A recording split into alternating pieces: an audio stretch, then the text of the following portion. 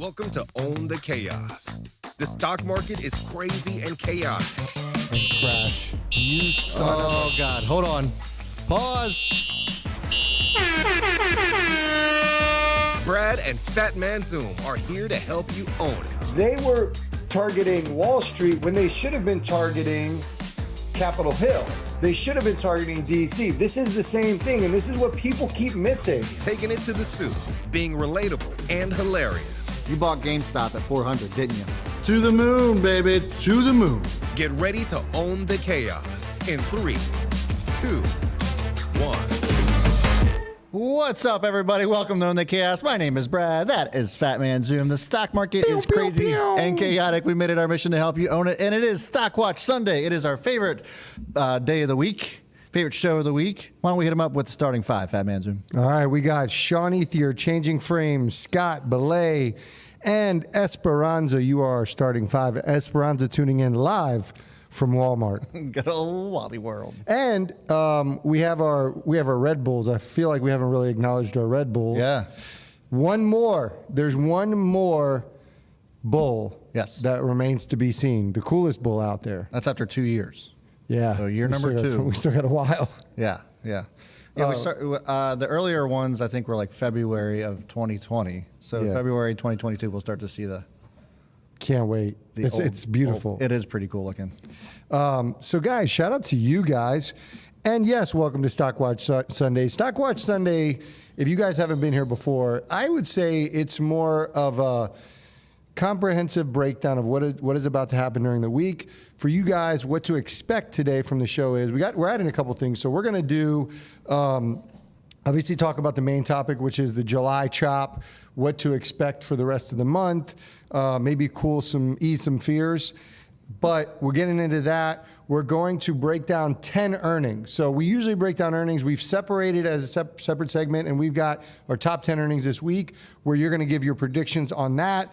As always, we will have our top 5 stocks this week that are on watch, and we got a really good list of that. And then I got some good rapid fire questions to round it out. It's going to be a solid, tight 45 minutes. You ready to do this? Let's do it, my man. All right, guys, let's just get it out of the way. Make sure you like and subscribe. This is Own the Chaos. What's the first? Well, nope, sorry. Thumbnail pose. What am I doing? We skipped right over it. Yeah, so what you got? Humor us for a second. Let's do you first, camera 2. And what we have is you don't even know what the title is. You're already doing it. Earnings kickoff. Yay! Can't wait. All right, next topic is will the July chop continue this week? Will it though? I'm not sure. Or I could be like ripping my hair out. So I could just More of this July. Yeah, that's a good one. Ripping my hair out. Turn your angle a little bit more, so I can fit it. Which way? This down. way? This way? Yeah, that perfect. Looks great. Hat here. All right, camera 3. Let's do it. I have NVIDIA stock split. I don't know what that looks like. What's going to happen? I wish you had like an easy to rip shirt, because that would have been awesome. Well, I can still do the Superman stock split. There you go. The next one we have is huge Tesla announcement. We're talking about full self-driving, so that I think it's huge. I'll tell you why I think it's huge. But Tesla, huge announcement. Can't wait. Is the other way? Can't wait. All right, let's go back to let's go to camera 1. Let's do it. Top 5 stocks to watch this week. It's pretty simple.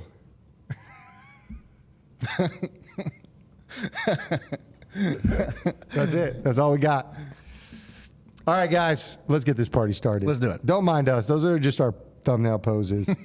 And you guys can actually go into our content library, and you'll see all these pictures. Yeah. All right, cool. Can we do a stock analysis for Fastly again, please? Sorry, not today, but maybe next time. We got so much stuff, guys. All right, It'll be a good topic probably for later in the week. Yeah. So, all right. So you really brought this topic to the table. Yeah. Will the July chop continue this week? We talked about this at the beginning of the month that we expected it to be choppy. it has been choppy. Very choppy. But it doesn't make it any easier. Correct. And it's been, what's ironic is actually the market overall, if you look at the indices, actually haven't been as choppy, but the things we're in and the things most people I think are in have been extremely volatile. So what say you about this week and what to expect? It's been very acute, with some of the chop that we've seen. You would look at the markets and think, wow, I mean, the indices have continued to go up. Now, this past week was the first red week that we've seen in the last 4. Yeah. But, a lot of what carried the markets the week before last was Apple and big tech kind of carried the rest of the market because it's so heavily weighted in the indices. And so that was kind of giving us a little bit of a false narrative that the markets were okay. So this correction's kind of been happening all month with specific areas of the market. And I think there's potential for us to continue to see that this week. As much as I would love to tell you, hey, we're going right back up this week, guys, I think that we are going to see a little bit more chop. A lot of that has to do with inflation fears have really yet to have subsided all that much. And also this Delta variant has a lot of people concerned and worried. It doesn't have me necessarily all that worried about, the second half of this year. I think more or less the inflation talk and the Delta variant kind of wreaking havoc a little bit is more or less noise and not really looking at the big picture. We've talked about this, Fat Man Zoom, about how demand has not slowed down one bit, Delta or otherwise. And we talked about how the UK and Europe is going to be opening up regardless of this Delta variant going around. Now, we did hear news about LA County reinstating the mask wearing. So that, I'm sure, is going to make a lot of headlines this week. Again, I think it's noise, and I think that if you can endure some of the chop that we're experiencing right now, you'll come out on the other side of this. Some positive things that could potentially send the markets up are, I think that the 10-year yield, with it coming down to 1.25% last week, was just craziness. I think that potentially could have been the bottom for the 10-year. And if we start to see that go back up, that'll be good for some of the stocks that we really liked. The quote-unquote epicenter stocks, the ones that have been beaten down because of coronavirus will probably surge back. Those are the ones that we actually saw take the biggest hits. The Delta airlines, the airlines in general, some of the industrials, all of those kind of took a back seat, whereas we saw tech kind of leading the way. So I think that energy, the stocks that were beaten down most by COVID that are still very much in high demand will be coming back. I don't know if it happens this week, but I do think that if my theory is correct that we saw the bottom of the 10-year yield last week, and that starts to creep back up, we could see those stocks coming right back, the value stocks, if you will. So that is one of the brighter sides. Obviously, we also have earnings season, so if we get great outlooks from a lot of the earnings plays that come out this week, I think that could also be good for the markets, and we can start to see a little bit more bounce back. I don't think it's going to be as choppy as we saw the last couple of weeks, but I don't think we're done with the chop this week. So do you anticipate spending some money this week, or are you going to more sit on your hands? I think I'm going to sit on my hands more or less unless I see a really good opportunity somewhere, Okay, cool. Well, there you guys have it. I would agree with all that. And given earnings, let's jump right into earnings. Yeah. So everyone, it's earnings season, baby. Let's get this party started. We are kicking off, and we have a lot of earnings, and we, more than enough to cover in just 5 stocks. So we decided to do top 10 earnings. Way we're going to do this segment is I have earnings for 10 stocks Brad and I both like and that we're interested in watching this week. We'll give you the earnings per share. I'll ask Brad for predictions. And this is just for fun. But more importantly, what I'm going to give you the opportunity to say, Brad, is you're going to have to tell me when I give you the stock for earnings, are you buying into earnings? Yep. Are you selling before earnings? Or are you holding through earnings? So buying, if you're in, obviously you stay in. Right. You could add to it. But the point is, if you're in it, are you staying in it? So you got to give me buy, sell, or hold. Are you able to give me predictions as well? Yeah, okay. I can do that. Also, speaking of stocks that we like, if you're liking this live stream right now, give us that thumbs up, by the way. All right, so 10 stocks. First stock we have is American Express, which I am still in. Earnings Friday, pre-market, July 23rd. Estimated earnings per share is $1.58. Brad, what is your estimate, and is it a buy, sell, or hold? It is a hold and buy if you don't have it. I think this is going up. Travel demand is what's going to benefit American Express the most, and we're seeing a lot of that come back. I think they come in at around $1.72. Got it. And to be clear, my apologies. Buy is like adding on to it. So, because buy Okay. and hold is the same thing. Okay, yeah. So buy is like high conviction. Right. So hold is like, Yeah, buying the weakness on this thing. okay, cool. And sorry, what was your prediction? $1.72. Got it. All right. DHI, DR Horton, one you really like. Earnings Thursday pre-market. Estimated earnings per share is $2.81. This is one that I think is probably going to be a hold. Okay. We've seen a lot of rockiness with the markets as far as housing market's concerned. I don't think it's going away. Demand's still insanely crazy. The interest rates are still right around the crazy lows at this point. So I don't think that goes away. But I think that the only way we solve a supply issue as far as the housing market is concerned is just to build more houses, and we're seeing that happen. So I think that it is still a hold. It's definitely not a sell at this point, but I would be a little bit cautious going into earnings this week. All right. What was your prediction for that? I'm sorry, what was that? 281. I think they do beat earnings coming in at 302. Got it.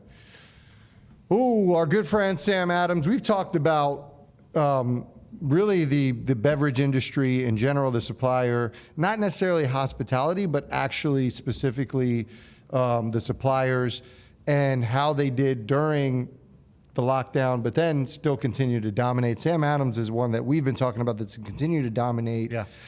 They have earnings after hours Thursday. Estimated earnings per share is $6.85.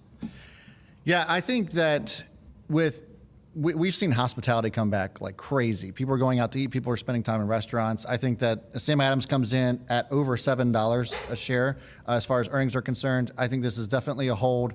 I don't know. Again, we're starting to get to a point with some of these ones that have gone up so high that I'm wondering if they have gone up too high or they've gotten a little bit ahead of themselves. I think Sam Adams could be one of them, but I don't know if I would want to be completely out of it if I was in it already. So I would just hold this one. The next one, number 4, you really like. That's ASML. Earnings pre-market on Wednesday. Estimated earnings per share, $2.93. Yeah, so this one, guys, if you're not familiar, it is a chip play. It is a semiconductor play. If we believe that the worst of the semiconductors are behind us, which I do, and we've been talking about this for the last several weeks, I think that they do. It's worth holding on to.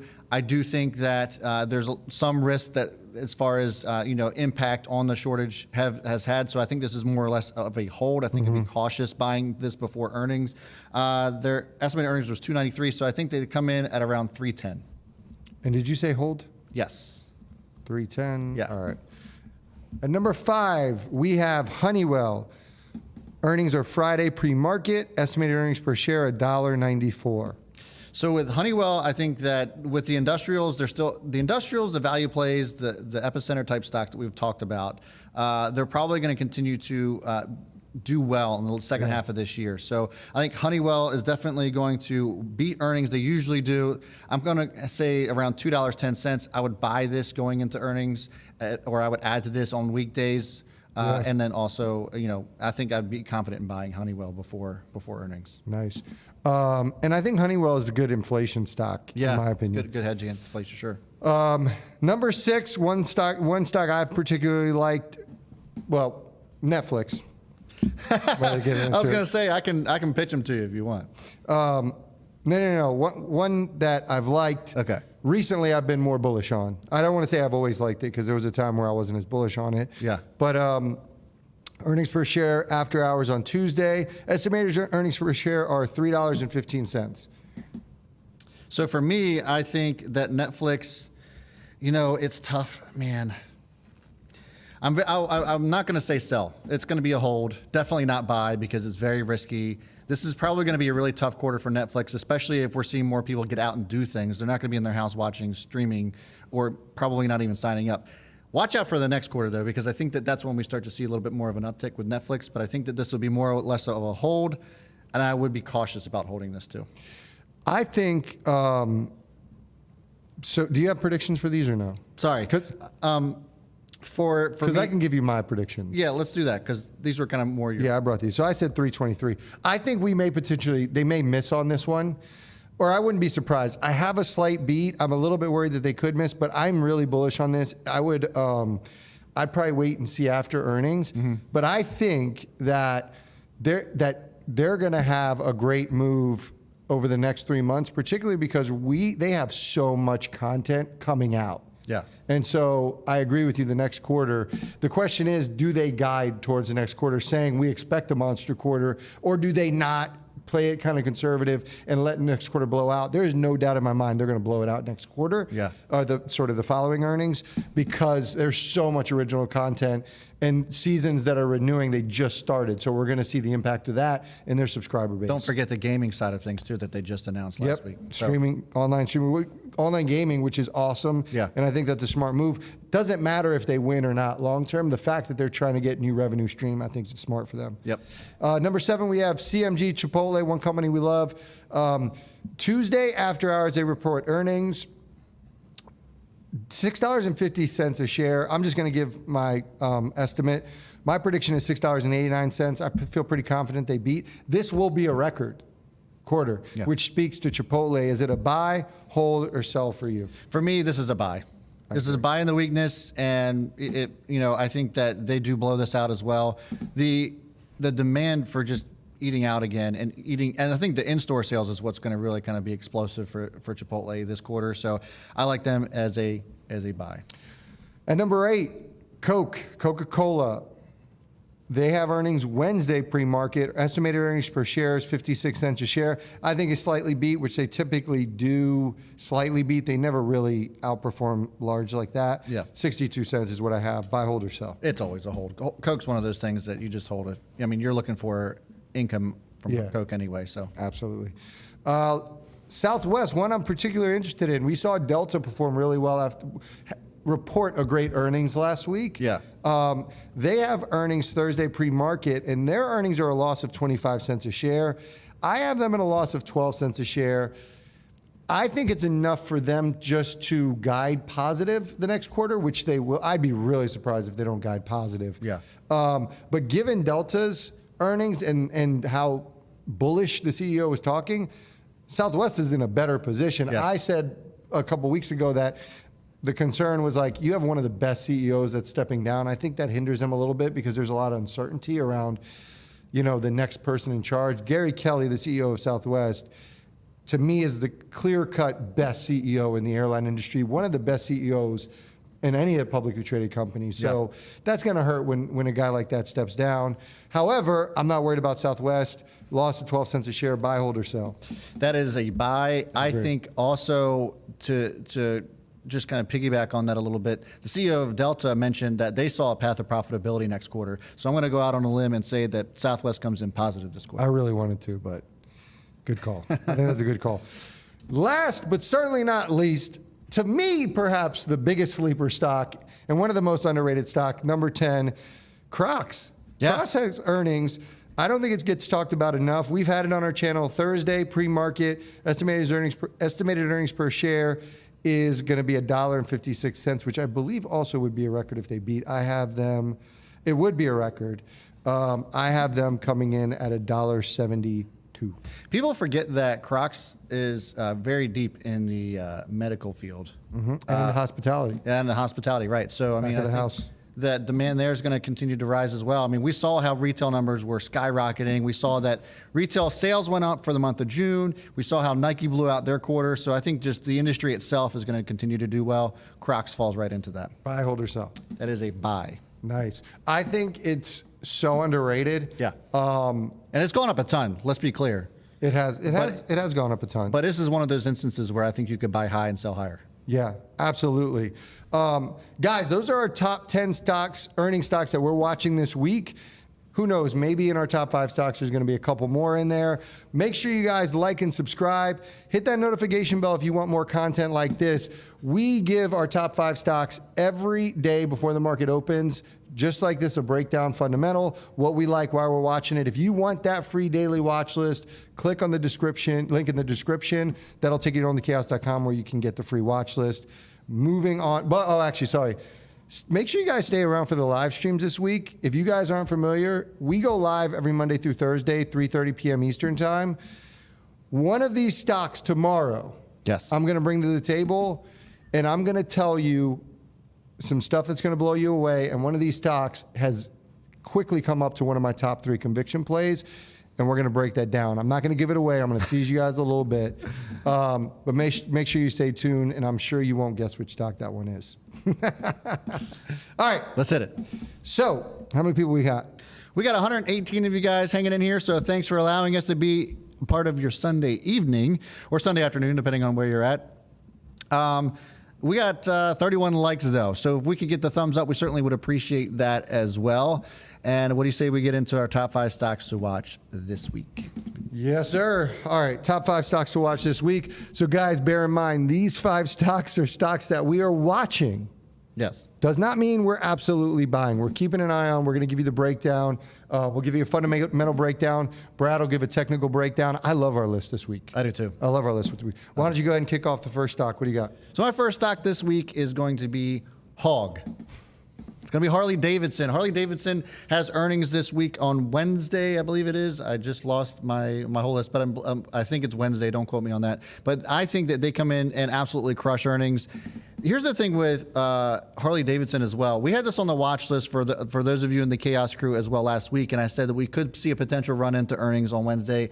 And I think that people are really overlooking the EV side of Harley Davidson. And I wonder, and I've been curious, and I'd love to hear from you guys. If you're a Harley Davidson owner, put a comment down in the comments there about your willingness to accept an electric motorcycle, because I'd be curious to see what people think about this.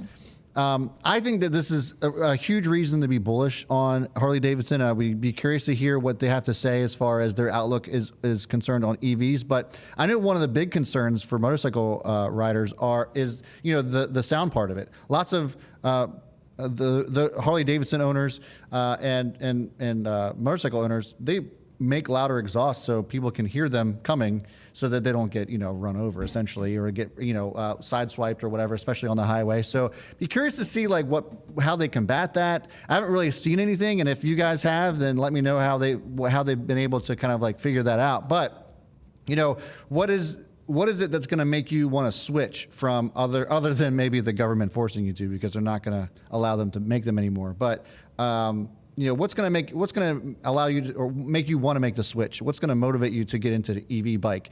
It seems as if there's a pretty wide acceptance all over the globe, but I definitely want to hear from you guys. Now, as far as the stock is concerned, it's actually given us a really good opportunity. You look at the chart here on HOG, and again, that is the ticker symbol for Harley Davidson, and it's down at $43. It's down almost around 20% from its highs. And if what we're saying comes to fruition as far as rates, the 10-year yield hitting the bottom, they start to see a comeback. And we have a really good outlook from Harley Davidson next week, or this coming week. I think that we could certainly see a nice run back up. Now, if you look at the chart here, it's actually settled out on Friday at its support around 43, indicated by this horizontal line here. So I think that if it holds up there, I think it'll be really good opportunity to get into HOG, and watch for it to break up above resistance, maybe around $46 per share. But I really like this one, Fat Man Zoom, and I think that this, in my opinion, could be definitely one to watch for this week. Yeah, absolutely. By the way, I don't know if you know Jason Momoa, Aquaman? Yeah. He just launched a line with Harley Davidson. Did he really? Yeah, it's actually it's pretty cool. Didn't know that. Looks pretty decent. Yeah, I just saw him post something on Instagram about it. That's pretty cool. So check that out. I love that dude. He's the man. And he's hilarious. And he's dreamy. All right, number 2 stock I have is Tesla. Sorry, guys. Fat Man Zoom special. They keep giving me information, so I have to keep bringing it to the channel, and I think this is pertinent information. They just announced that they're rolling out their subscription for their full self-driving, which just went beta version 9, which is great news. So the subscription model, for those of you that don't know, the only way you sign up for full self-driving, and it costs $10,000. So really, when you buy a Tesla, you have the option to pay $10,000, and when full self-driving comes out, you have access to that. Now, the case is made, well, why would you buy it if it's not fully sort of rendered, is because they're saying that the price is going to continue to go up. Yeah. So $10,000, some people get a little bit of sticker shock behind that. $199 a month subscription service, which essentially equates to a little over 4 years. You can cancel anytime. I love this, and some people had mentioned about, I actually got tweeted, I'm going to bring it up as I'm talking, but I get tweeted about it. So just so you guys are aware, a couple pieces of detail, and Elon had talked about it. One, the two reasons I'm really excited about this week for Tesla is because Elon's been tweeting, and he's been tweeting some good stuff. So he tweeted about full self-driving. Yeah. He's also been tweeting about the Cybertruck, which gets me really excited about that, and has really hinted that they've pretty much finalized it. And so I'm not speaking to the production of it, but we're really close. And I think we're going to get more news on that. So I'm excited about that. The full self-driving. So the Teslas have autopilot, which is different than full self-driving, but autopilot is really cool. They used to have autopilot enhanced. And so the people that purchase that are able to get this upgrade at a discount to full self-driving. So that's a little bit of a benefit, and shows that are taking care of their people. Yeah. This is targeted, to me, this is more targeted at people who did not purchase it up front. Existing Tesla car owners, right? Right. Yes, they're going to sell it to people when they buy new cars, but all the new models will have access to full self-driving. We'll have autopilot already built in, but they'll be able to get this. But really, this is about the people that have cars and they're like, I don't want to dish out $10,000 right now. I think this is a great option for them. And so one of the things that, so this is from Biker Brian. Shout out to Biker Brian for tweeting me. And he wrote this, and I thought I was interested, and I wanted to bring it to the crew. He had mentioned that this is still a lot of money for each car a month. Yeah. And I understand what you're saying if you look at $200. I disagree. For what you're getting, what he had mentioned was not only the cost, but really he was saying he doesn't think that, like, he thinks that this is going to cannibalize the $10,000. I don't think so.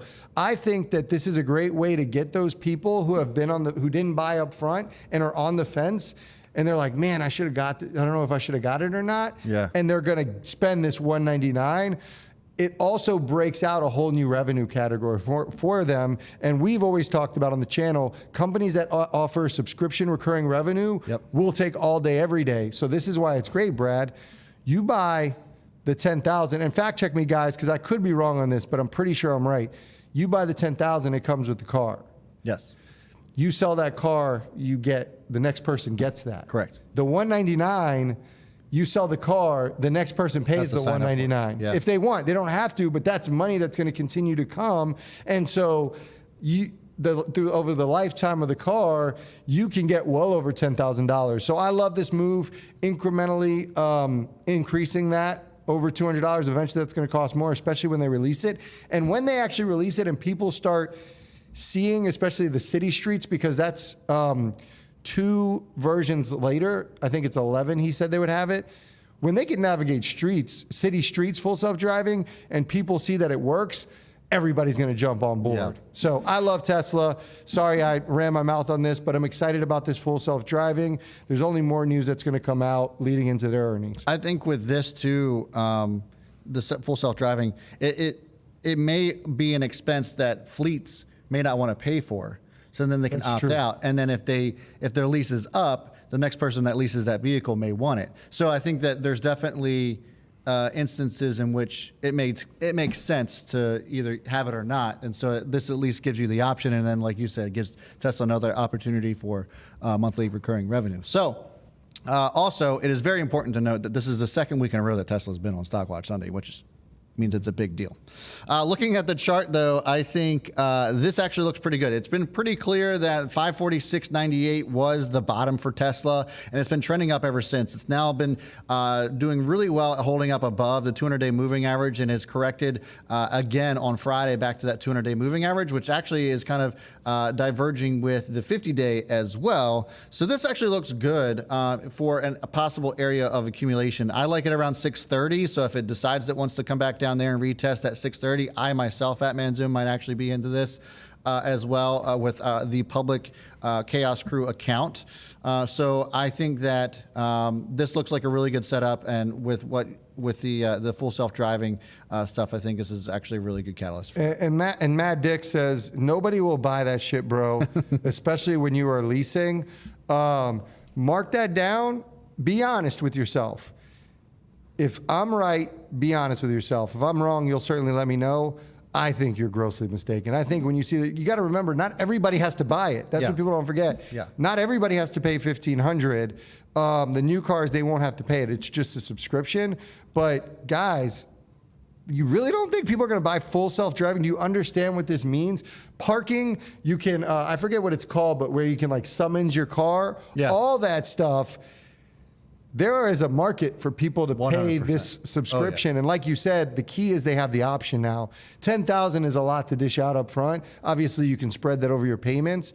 But I think that, I mean, for me, I would do it. If I'm already paying like Tesla, and I think with Tesla, people try to show it off a little bit where like, how many people are going to buy it just to show their friends, like, check out what my car can do? Well, here's the other thing. All the money that they're saving on everything else, the credits and all that. I mean, that's true. It might not, they might not care about the $200. So yeah, we'll see. All right, my next one, Fat Man Zoom, is Cleveland Cliffs. They have earnings Thursday after hours, so make sure you guys stick around. We'll be going live at 3:30 p.m. Eastern time on Thursday to give our live reaction to the Cleveland Cliffs earnings. I think Fat Man Zoom, actually, let me ask you this. How many steel makers do you think exist in the U.S.? No idea. I wouldn't even know where to begin. 2. Really? There's only 2. I would have thought a lot more than that. X Steel and Cleveland Cliffs. Wow. So this is something that I think that is very important when we talked about the infrastructure deal going through and how that's going to continue to progress.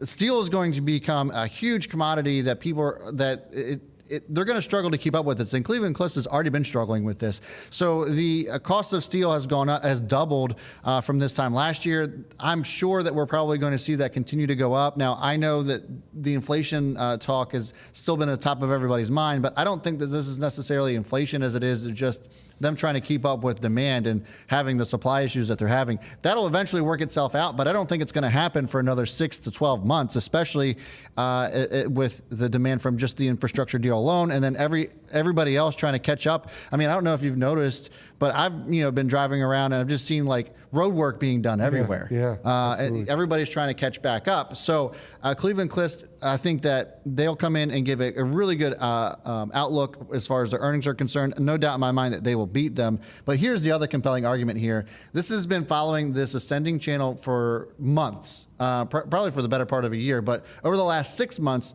it's been really, really organized. And Friday, it gave you a really good opportunity to get into Cleveland Cliffs as it's hanging around the bottom of this trend. Now, the risk here is that if it continues to break down through this ascending channel, that maybe there's some risk to the downside here.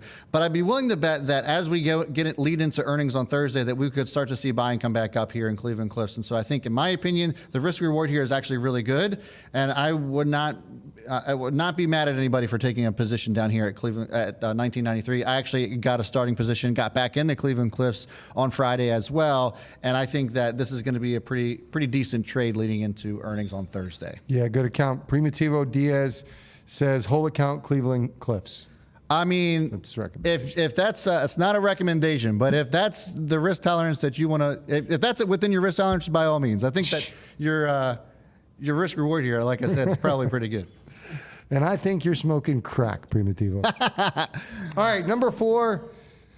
I've been waiting for this to talk about this for weeks. We've been talking a little bit about it. NVIDIA. It's NVIDIA. Yep. We said we were going to bring it to you on this Stock Watch Sunday. The stock split is here, folks. Has it not felt like forever that we've been waiting for the stock split to come? So Cleveland Cliffs has a 4-to-1 stock split coming up. And if you had no idea about this, I don't know where you've been, people, but it's been on a tear.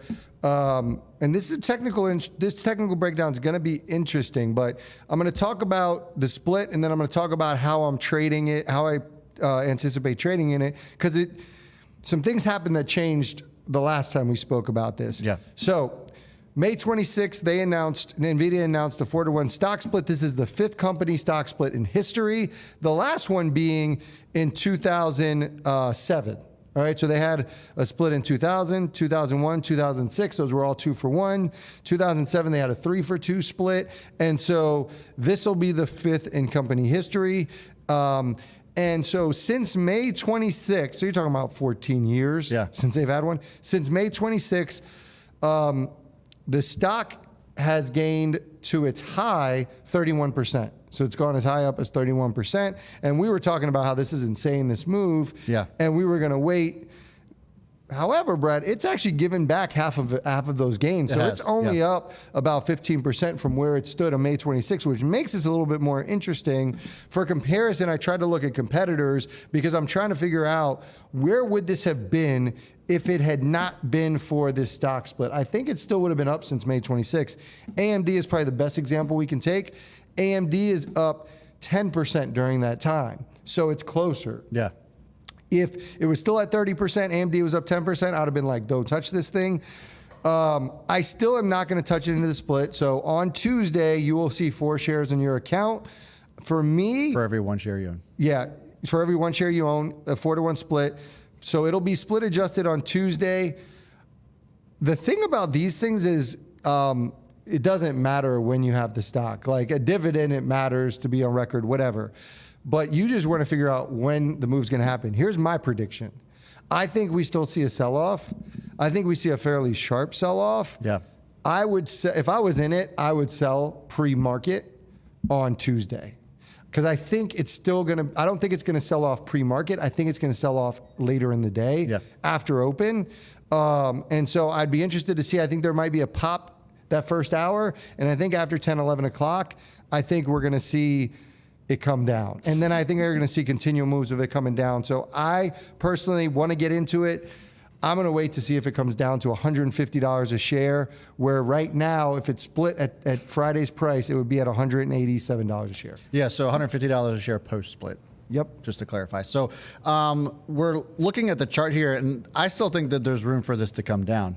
I mean, the 200-day moving average is all the way down here, and I'm just going to speak in the prices that we're at right now to save confusion. But right now here at 586 is the 200-day moving average, and that's quite a drop from where it is even at 726. The 50-day moving average is now at 697. So even if you're just going to say, well, maybe it comes down to the 50-day and corrects, that's still quite a ways to go for this thing. Now, tomorrow, I think, Fat Man's, and we could see a potential dead cat bounce, which if you guys aren't familiar with, it's like when you see overreactions like this, you end up trying to, the buy the dip people will come in and start buying this thing up. I think that that's possible.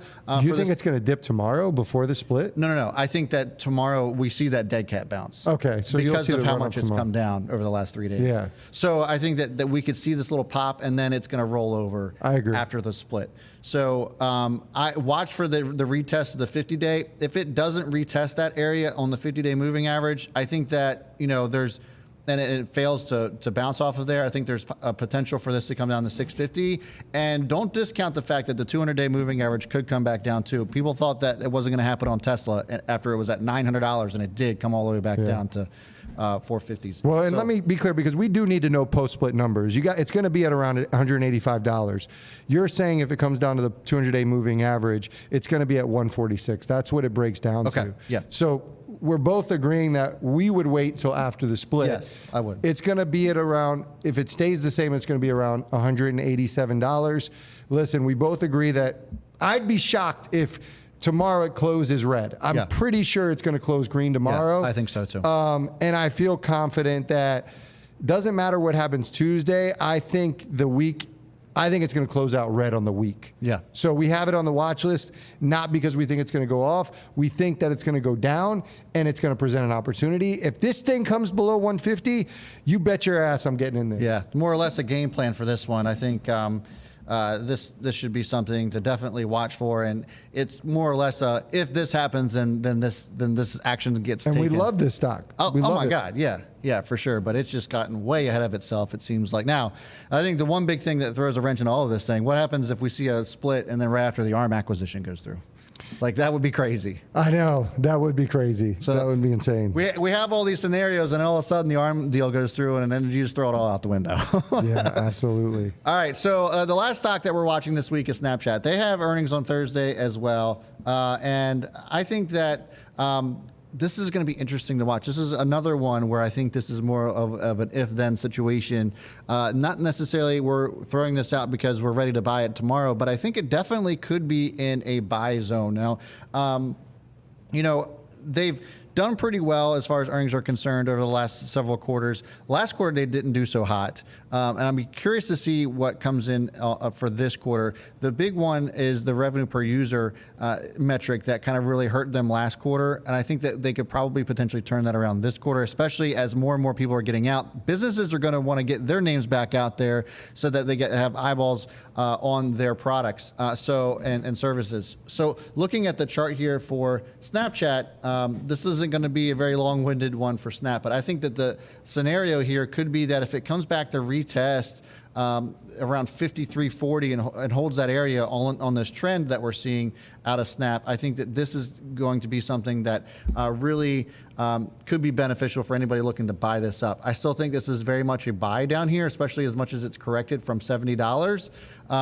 And even if it gets a little rocky through earnings, I still would consider scooping up Snap. It's not going anywhere. The big advantage Snap has had, guys, is their exposure to young people. We've talked about the percentage of people from 18 to 24. It was around 90% or higher, I think, had Snapchat and used it. So, it's just them being able to make money off of these users has been the big problem. So I think that they could potentially correct that. The outlook should be fantastic here for Snap. Especially with them competing with Twitter and Facebook. And Twitter already said that they're going to take down their fleets. Yeah. Which is interesting, and I think that bodes better for Snapchat. So I think this one's going to be a really good potential buy into weakness. What's the 200-day moving average right now? The 200-day is down at around 54. I'm not as bullish on the response to this. I still like Snapchat, and I put in the watch list. This was last Wednesday. That a recent study showed that Snapchat users were nearly 30% more engaged with sports than non-Snapchat users. Wow. And their watch time of sports was 6 hours per week longer than non-users, which is insane. That's wild, yeah. I spoke to that in terms of ad revenue and partnerships, and companies, basically sports companies, right? Professional sports leagues catch wind of this, or anybody affiliated, if they're spending money on other platforms, they're going to go to Snapchat. Yeah. As this information gets out, right. Why wouldn't the NFL form a bigger partnership with Snapchat? They already have one. So I think there's going to be more money pouring in, seeing this data. So I do like it for the long term, but I think it actually might come down after earnings to that 200-day moving average. I think there's been a lot of bullishness. I know there's a bit of a pullback, but I think the bar has kind of been set high for them. But if it pulls back, it's a buy for me. I'm excited about this earnings. Yeah, the 200-day would represent about a 20% pullback for Snap. So there you guys have it. Those are our top 5 stocks. We're definitely going to be watching these in particular this week. We're gonna be live for the reaction on it. So guys, make sure you like, subscribe, hit that notification bell. We will be live Monday through Thursday, 3:30 p.m. Eastern time. And when the bell closes, if you're not familiar, we actually watch the stocks, give our reaction to it, see how they move, and give you the data on what happened during earnings. Yes, sir. How many people we got in the house? We got 134 of you guys hanging out, so appreciate that. And the likes have been going up too, but let's get them up. See if we can get them to around 80 likes tonight before we're all said and done. Ross Matthews said, people want to be able to show their genitals without people being able to save it. You might be onto something there. That's true. Not a bone in my body wants to be in NVIDIA right now. All right. So let's close this out pretty quick with some rapid fire questions. Let's do it. All right. Top 3 high conviction stocks for this week, or as it stands right now. What are your top 3 highest conviction stocks? Period. Not my highest conviction stocks still remains Airbnb. I actually added to that this week. I also think I actually ended up selling out of Apple, so that one drops off the list. I still think Apple is going to be a great one to hold for the rest of the year, but I want to wait till that pulls back to load any more on that. I think also the number 2 high conviction stock, it's not a stock, it's an ETF, and that's OIH. The oil services, the energy sector is going to continue to lead these markets in the second half of this year. I firmly believe that. Halliburton and Schlumberger have earnings this week. We didn't touch on those, but they have earnings this week. I imagine their outlook is going to be really good. So I like OIH. That is one of my highest. I have a shit ton of that. And then also it's going to be Penn. Okay. I mean, Penn, for obvious reasons, it's down to $66. It's ridiculous where it's at right now. August 12th, Penn Penn York, Pennsylvania launches. Yep. Community stock breakdown, car lots. Give us a real quick technical update on that. Yeah, let me pull it up here. So for you guys that are unaware, every once in a while we'll do a community stock buy, where Brad and I will buy a stock together, and some other people decide to join us. Car lots was that one. Very speculative, but we feel good about the used car industry. What is it looking like on the chart? Yeah, it sucks. Not going to really sugarcoat this one. It's pretty terrible. But this is what happens sometimes when we go with stuff that's super speculative. All of the speculative stocks have been doing terrible, so it's not really surprising to see lots down here. I'm not willing to add to this until it actually stops selling off. Yeah. So there's potential for this to come back down to $4. I hope it doesn't do that. What is it at? It's on Friday. It closed at $4.50. Okay. So it seems insane. It seems nuts for it to be down here. So I still just wouldn't touch any more of it. I have a small position in it. I've been adding to it. I added to it a couple times last week, but I've stopped adding to it until it decides it wants to start getting bought back up again. All right, next rapid fire question. Just from the crew, quick questions. Yeah. Apple, Fastly, is it a buy or sell? Which one? Fastly? Yep. Fastly is a buy.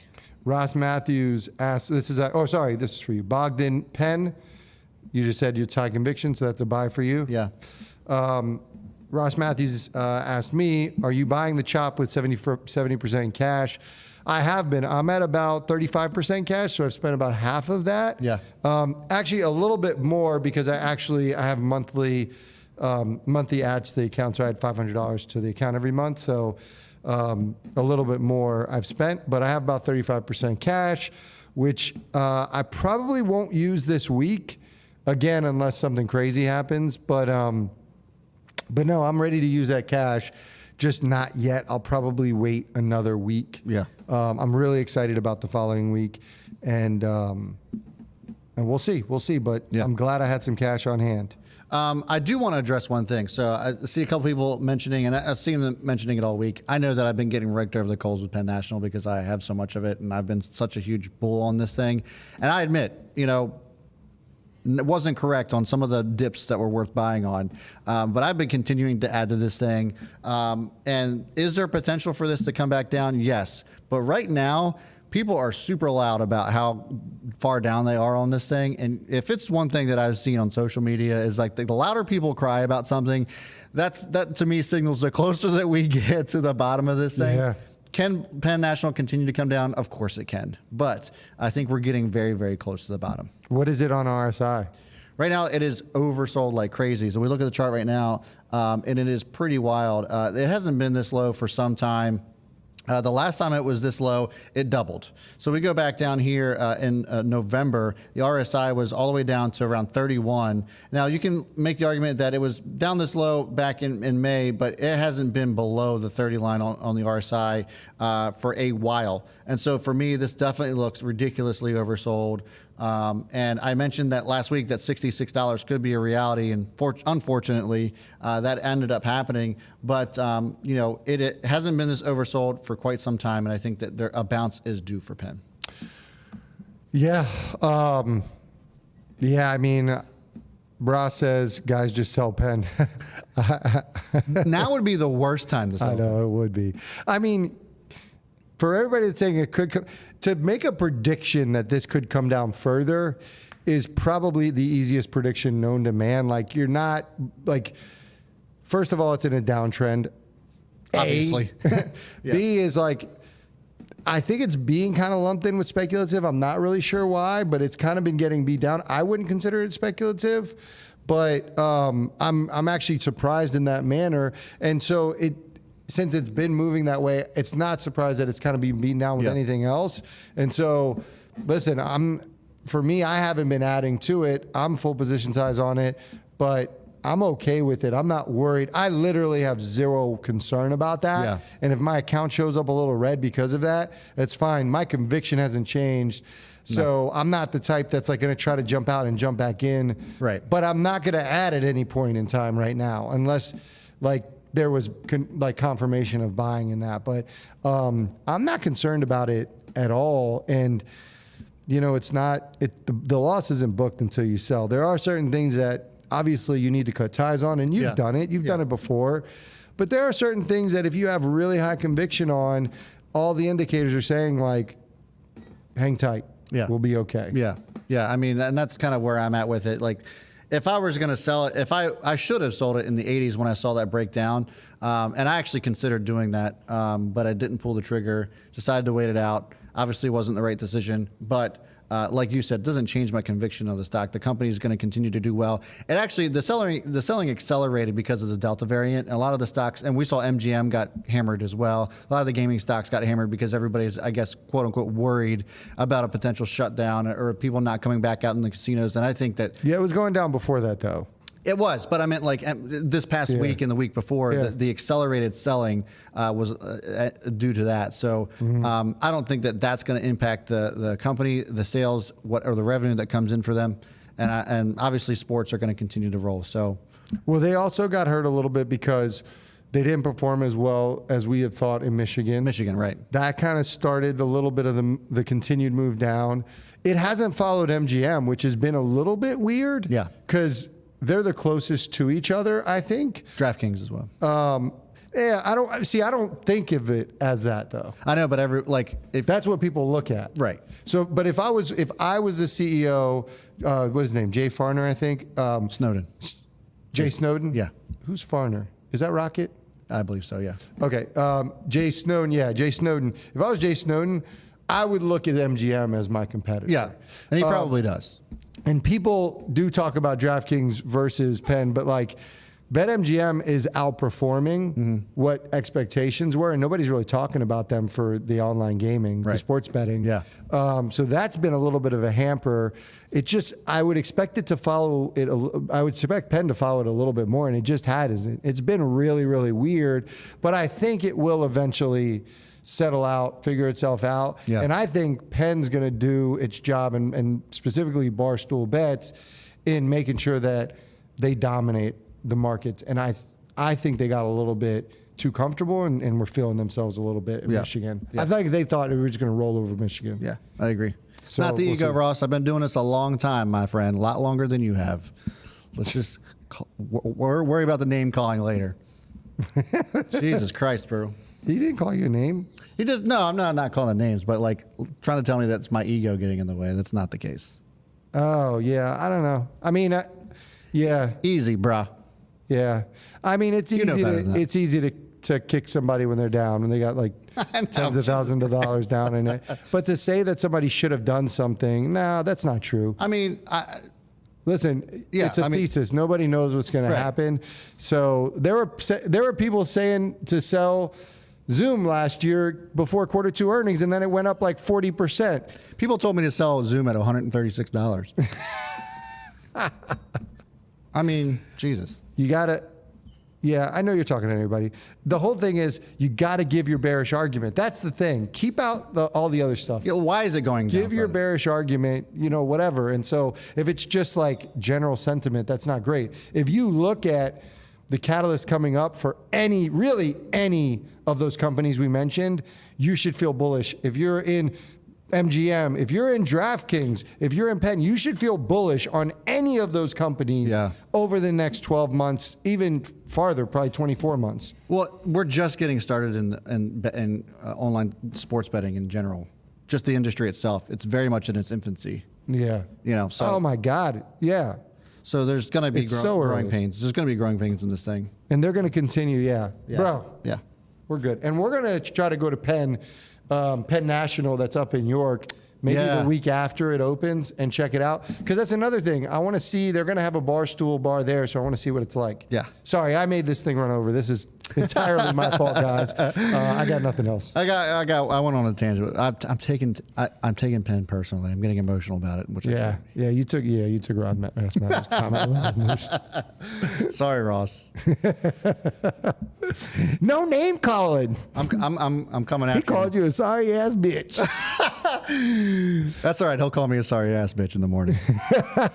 Ross Matthews is in level 3, so he'll let me have it tomorrow. All right, That's all brother. good. Ready to sign off? Let's do it. All right. We got 75 likes. I said 80. If we could get that on your way out the door, I certainly would appreciate it. I should probably like it. That's going to do it for us, guys. If you want to be a part, you just heard me talking about Ross Matthews in our level 3. He's in the Chaos Crew. I love you, Ross. And so if you want to be a part of the Chaos Crew, be a part of our Discord group and get our watch list that you already get with as far as the free watch list is concerned, it's in far more detail. You get access to trade alerts. So every time I make a trade and you want to see my portfolio, you can do all of that in the Chaos Crew, and it starts at $4.99 a month. That's $4.99 a month. It just helps support the channel, helps support the studio that you see behind you. So if you guys want to help us out, hit that join button next to subscribe. We certainly would appreciate it, and that's going to do it for us this evening. We'll see you tomorrow at 3:30 p.m. Eastern time, and we'll be going over some earnings. I cannot wait for the start of earnings season. Bye. That's going to do it for us. See ya. I quit this bitch. Peace.